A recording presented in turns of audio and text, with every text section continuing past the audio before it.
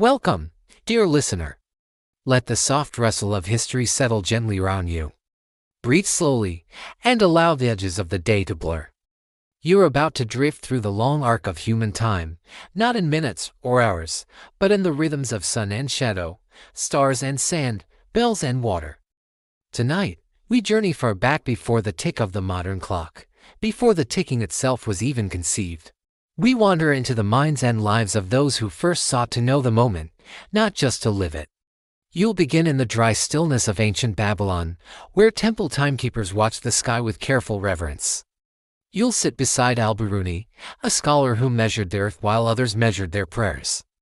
You'll wander past mysterious monuments that once kept silent track of centuries. And you'll pause before medieval towers, where monks clashed not with swords, but with bells each toll a quiet power play in the growing order of a measured world. This is not a tale of battles or conquests, but of quiet rituals, of counting hours in grains of sand, of reading time in moonlight and smoke. Let your breath align with the ancient rhythms, and begin where time itself began for so many, with shadows and stars. Imagine yourself awakening in a stone-walled chamber, deep within the sacred complex of an ancient city. The air is cool before dawn, still tinged with the scent of oil from last night's lamps. This is Babylon, somewhere between myth and history. The rising sun has yet to touch the smooth-baked bricks outside, but inside, your day begins with the sky. You are a timekeeper, though the word did not exist. Here, you are called a Manu, a scholar-priest, a watcher of heaven. Timekeeping, in this world, is not a mechanical duty. It is a sacred one. Each measurement a whisper between man and God. You rise and dress in layered linen robes, their folds softened by time and wear. In a basin of water, your reflection flickers dimly in the firelight. Outside, the high tower of the ziggurat awaits your climb. There, with tools both humble and divine, you will chase the shadows. On your ascent, the city slowly stirs beneath you. Low fires begin to curl smoke into the air. Somewhere, a donkey brays. Life is starting again, but slowly, always slowly. At the top, the observatory is open to the sky. A circle of polished stone forms your working surface. In its center, an omada simple upright rod casts a long, lean shadow across marked divisions. It is your sunstick, your daylight clock, but this is only one of many tools. A bowl of water nearby reflects the first traces of light used for gauging atmospheric clarity. Clay tablets, etched with cuneiform, record the stars' passage across the night. The waxy feel of a stylus between your fingers is familiar, calming. These moments have repeated countless times. The rhythm of your life is built around rhythms in the sky. Each morning, you adjust the angle of a shadow. Each night, you track the sweep of constellations. Your people believe that the gods write signs above, and that your duty is to read them not merely for omens, but for the shape of sacred time. Lunar cycles guide the calendar. The phases of the moon, marked meticulously on tablets, decide planting and harvest. Religious festivals rise and fall according to stars no longer visible in today's cities. To measure time is to hold responsibility, not just for the temple, but for the entire city. Imagine the pressure of this unceasing gaze skyward. There is no respite. The sky does not rest. And neither do you. Even in your sleep, you dream in movements of light. When clouds roll in, and the stars are hidden, there is an ease. Time becomes uncertain. The priests gather in quiet council, voices low. Offerings are made. Smoke curls skyward, seeking clarity, seeking the return of rhythm. In those moments, you feel the fragility of your task. Time, after all, is a thing glimpsed, not held. Sometimes, you walk along the riverbanks at dusk, observing how the water's surface mirrors the fading sun. The Euphrates, slow and vast, becomes a kind of hourglass itself. Fish sleep occasionally, then fall back with a muted splash. These small signs are also part of your language, a silent lexicon of natural time. Seasons pass. You mark the solstices with care, carving small notches in a ceremonial stele. Years blend together in cycles of observation and record. Your work is never finished. A comet may appear without warning. A blood-red eclipse might seize the night sky. Such signs require immediate notation, immediate interpretation, and yet, despite the high task, your life is quiet, monotonous, perhaps, but not joyless. There is comfort in repetition. A kind of peace in precision. You share meals with fellow watchers, flatbread, dates, lentils. You speak of shadows and angles, of errors in last year's predictions. You joke about cloudy nights, complain softly about cracked styluses and fading ink. Laughter in such a solemn place feels like a small rebellion, but is quietly permitted. The temple below continues its life sacrifices, prayers, commerce, but high above. In the observatory, your world is slower, removed. You live not in the rush of merchants, but in the sweep of Saturn. Sometimes, standing at the edge of the platform, you watch the distant horizon and think of time not as something to measure but as something to feel. The way a day lengthens in summer. The way cold air clings longer in winter. There are no clocks. Only you, the sky, and the endless motion of light. In this world of clay and star chart, of ritual and responsibility, time is sacred. And the keepers of it live in a silence broken only by the faint whisper of wind. As we descend from this place, stepping back from the measured shadows of Babylon, we carry with us the early threads of temporal thought. Threads that stretch across centuries, across empires and languages. And they bring us to a scholar in silk and desert sand. A man whose thoughts stretched beyond the sky itself. A man who watched not only the stars, but the curvature of the very earth. Let us travel now to the world of Al-Biruni. The year is sometime near the turn of the first millennium. The air is dry, warm, and brushed with the scent of parchment and crushed herbs. Imagine yourself in the northeastern stretches of the Islamic world near the borders of present-day Uzbekistan and Iran. The wind rolls softly across the arid plains. Time moves more slowly here, not because it is measured differently, but because one man insists on seeing it from a higher vantage. You are seated in a small stone chamber, the walls lined with scrolls and star charts. Outside, the dust blows across a quiet courtyard. Inside, a man in his middle years adjusts the angle of a brass armillary sphere. His hands are worn precise, his eyes sharp, tired, and endlessly curious scan the heavens through a small aperture in the wall. This is Abu Raykan al-Krunk. To call him merely a scientist is to oversimplify. He was a scholar of time, distance, motion, medicine, language, and culture. A man so dedicated to knowledge that he often wrote by candlelight until his fingers cramped, and sometimes, it is said, until the ink froze in winter's cold. Born in 973 CE in the city of Kath, near the Aral Sea, Al-Biruni grew up in a region shaped by shifting empires and rich cultural cross-pollination. His name meant the outsider, and indeed, much of his life was spent on the edges of nations, of faiths, of ideas. Imagine him as a boy, eyes wide, watching the elders debate in the city square. Already memorizing the rhythms of their arguments, he spoke Persian, Arabic, Greek, Sanskrit. Not fluently all at once, but with enough fluency to understand their systems of thought, to compare them, to ask better questions. By his mid-20s, he was already calculating latitude and compiling astronomical tables. He corresponded with scholars across the Islamic world, and even beyond. But perhaps his most famous moment came later, when he undertook one of the boldest thought experiments in the medieval world. He tried to measure the earth. Not symbolically, not philosophically, but physically, with angles, with math. He didn't need to circle the globe. Instead, he found a mountain, Mount Nandana, near present-day Pakistan. From there, using nothing more than his observational tools and a clear understanding of trigonometry, he measured the angle between the horizon and the summit, combined with distance. He used geometry to estimate the Earth's radius, and his result, astonishingly close to the modern value, off by only a few hundred kilometers, and almost inconceivable feat for the year 1025. But Al-Biruni didn't dwell on triumph. He kept working, always. He believed that knowledge must be universal, that cultures should be studied, not judged. When he traveled to India with Mahmud of Ghazni's court, he didn't merely observe. He learned Sanskrit, He read Hindu scriptures. He wrote a vast text called the Book of India, in which he described the subcontinent's religion, science, and philosophy, with an objectivity that would be rare even centuries later.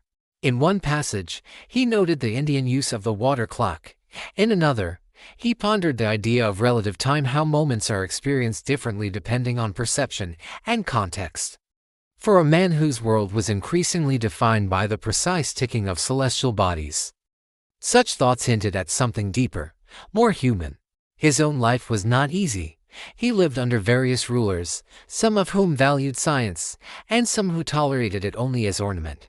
He watched wars pass by his study windows, saw dynasties rise and fall. Through it all, he remained steady, like the stars he measured. Imagine his days, rising before dawn. He would make his way to a rooftop platform. Not unlike the Babylonian watchers centuries before him, he aligned brass instruments toward Polaris. The early air was crisp. Birds called out in soft echo, with measured care. He would record the sun's rising arc. By midday, he might be deep in a manuscript, translating Greek medical texts into Arabic, or pondering the lunar influence on tides. By evening, he might dictate verses of poetry, yes, poetry to suit the mathematical rigor of the day. His books, carefully copied by scribes, traveled far, across deserts, overseas. Some were lost, others, rediscovered centuries later, revealed a mind far ahead of its time. He understood inertia before Newton. He speculated about the possibility of Earth rotating on its axis. He hinted at the vastness of the cosmos, writing that there is nothing to prohibit the existence of other worlds, other Earths, and always, he returned to time, its passage, its measurement, its meaning, not just as minutes or hours, but as a structure of experience. He sought to grasp the movements of the cosmos so that human life, fleeting and small, might better find its place within it. Al-Biruni died in the year 1048. By then, he had authored over 140 books. He left behind no children, no grand estate, only knowledge. Only the careful notation of celestial mechanics and earthly curiosities. You can imagine him, now quiet, absorbed on his final evening. The lamp flickers gently beside his manuscripts. Outside, the stars wheel as they always have. And in this moment, perhaps, he feels peace, the peace of a life spent in slow, steady pursuit of truth.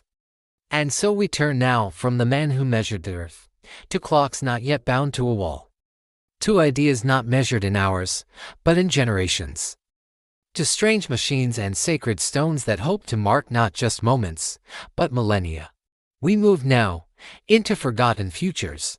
Let your mind drift now, away from names and faces, and into deeper time. Imagine walking through a high desert, windless and pale. There is no sound but the distant hush of your own footsteps over dry stone. Before you rises a mountain not vast, but solemn. Its ridges curve like sleeping giants, and its inner belly hides something strange, and still unfinished. You step inside. Here, in the quiet heart of this mountain, engineers and thinkers have slowly, carefully been constructing a timepiece, not for this year, or the next, or even the next century, but for 10,000 years, the clock that ticks once a year, a century hand, that moves only once every 100, a bell that chimes in a pattern never repeated. Not digital, not mechanical in any ordinary sense, something else, something slower. This is the clock of the long now, an ongoing project by modern minds with ancient aspiration. Their goal is not precision, but perspective, to stretch our thinking beyond quarterly reports and election cycles, towards something like stewardship of time itself. But this idea, it is not new. Long before this modern mountain clock was conceived, humans across the world built machines, monuments, and systems designed to track the long arc of time, sometimes spiritual, sometimes scientific, often both. Let us first turn to China. Many centuries ago, there are smells of incense and lacquered wood. You're inside a palace courtyard during the Song dynasty. Bronze dragons adorn the corners of a great pavilion, and in its center, rising several stories high, stands a marvel of human ingenuity, a water-driven astronomical clock tower. Designed by the polymath Susong around the year 1090, its gears are of wood and bronze. Water flows in measured intervals, turning wheels. These, in turn, drive a celestial globe and trigger mechanical puppets that strike bells, sounding the hours. A dragon opens its mouth, a phoenix flaps its wings. Time, here, is alive. Susong's clock was more than an instrument. It was a model of the cosmos, a mechanical metaphor for celestial order. Within it, water was not just a fuel, but a metaphor for the ceaseless flow of moments. And yet, it would not last. The tower was destroyed during invasions, its pieces lost, its plans, however, preserved, read, studied, admired. But the dream itself of mechanical time stretching across ages faded into legend. Now, travel west. Across ocean and jungle, through time and tangled vines, you emerge into sunlight and stone. The air is dense, moist, green smells of moss and bark drift up from the forest floor. Before you rise the step pyramids of the Maya. These were not merely ceremonial structures, but calendars built in stone. The Maya long count calendar spans thousands of years, using cycles of 20s and 360s tuned not to harvests or hours, but to cosmic ages. The Maya saw time as cyclical. Their world operated in great turns of the wheel. To them, each backed in about 394 years was like a chapter in a cosmic novel. The end was never the end, merely a turning. You can stand now at El Castillo, the Great Pyramid of Chichen Itza, during the equinoxes. The sunlight falls in such a way that it appears as if a serpent made of shadow slithers down the staircase. Time, again, becomes visible. There were no ticking hands, no chiming bells. But the effect was the same, a society gazing toward the heavens, carving the slow rhythm of the cosmos into the ground beneath their feet. Now, still farther back. In the Aegean Sea, numb wind and salt, a ship once sank beneath the waves. There it lay for over 2 millennia, until sponge divers, in 1901, hauled up fragments of bronze and gear. The pieces were encrusted, silent, forgotten, but slowly, carefully, historians pieced together something astonishing, the Antikythera mechanism, an ancient Greek device, possibly from the 1st century BC, that could predict eclipses, track planetary movements, and synchronize multiple calendars. Its complexity rivaled that of 18th century clocks, yet it came nearly 2,000 years earlier. Who built it?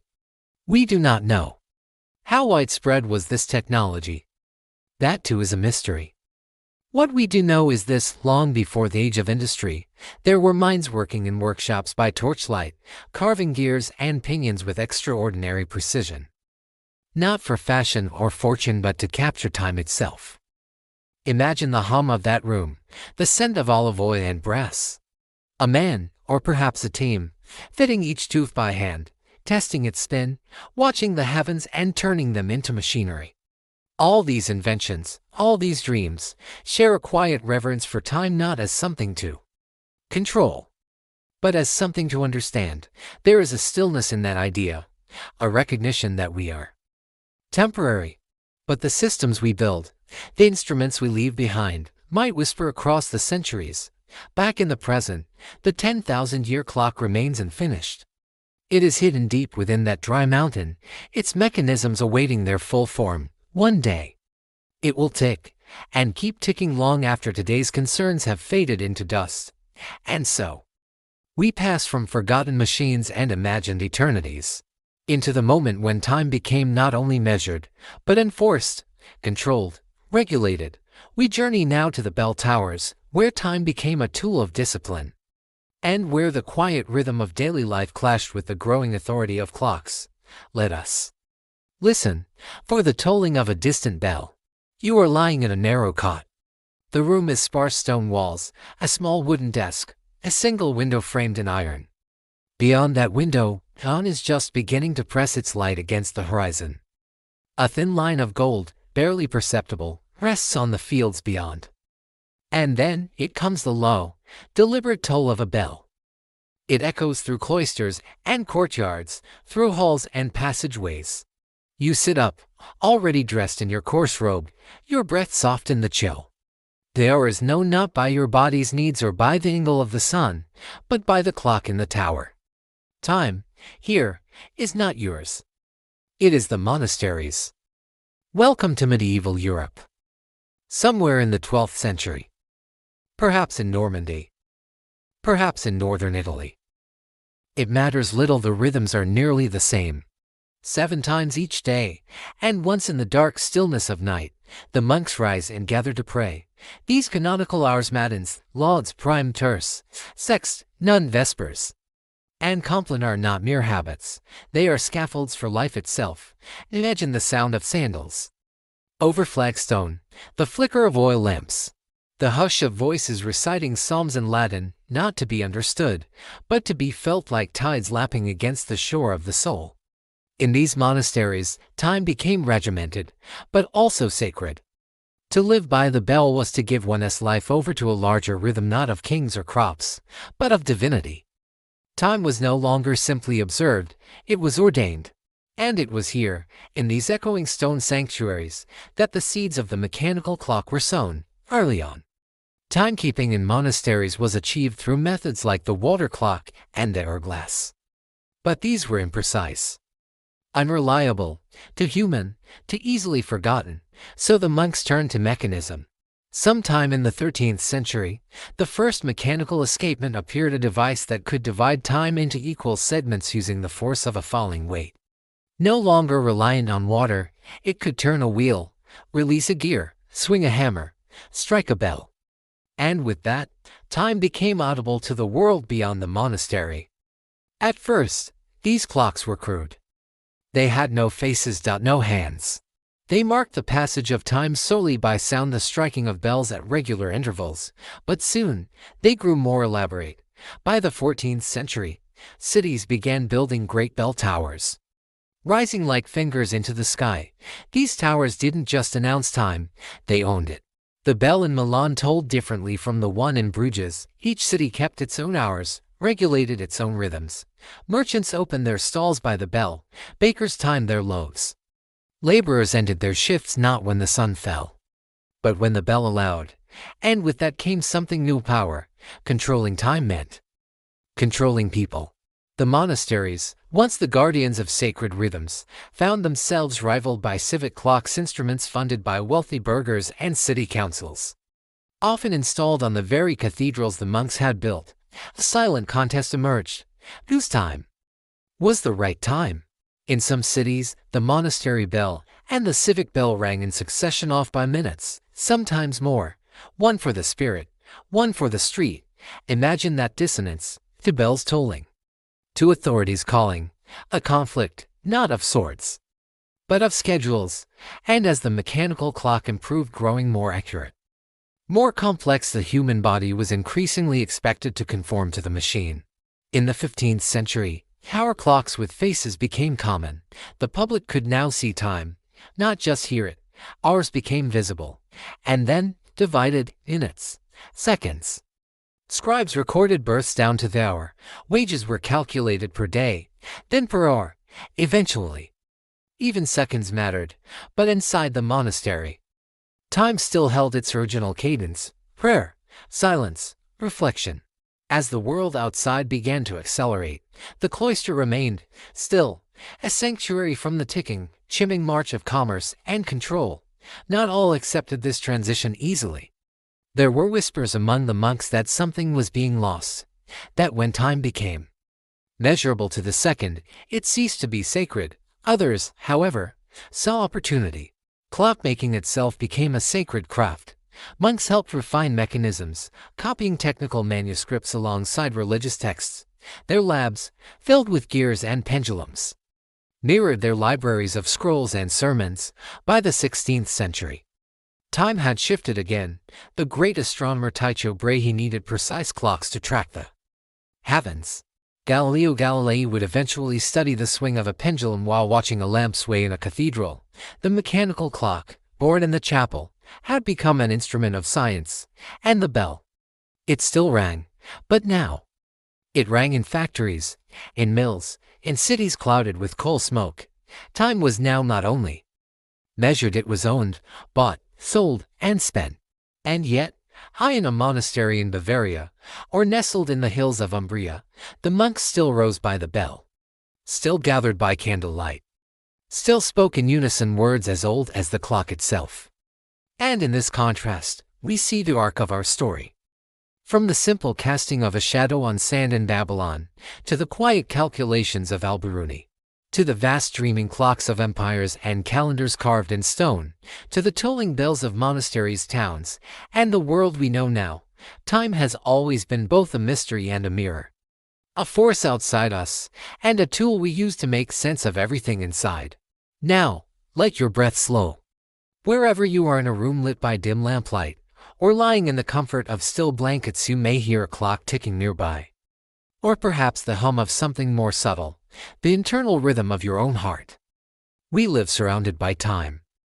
We wear it on our wrists, we speak it into our phones, we see it flashing on microwaves and train platforms. It guides us, holds us, comforts us. And yet, behind all that noise, the sky clock still turns. Above us, stars wheel in quiet order. The moon pulls tides in rhythms older than writing. The earth tilts, spins, and circles. And if you step outside on a still night and simply look up, you may catch a glimpse of what those ancient timekeepers saw. Not seconds, not deadlines, but something deeper. A vast, enfolding rhythm that pays no heed to urgency.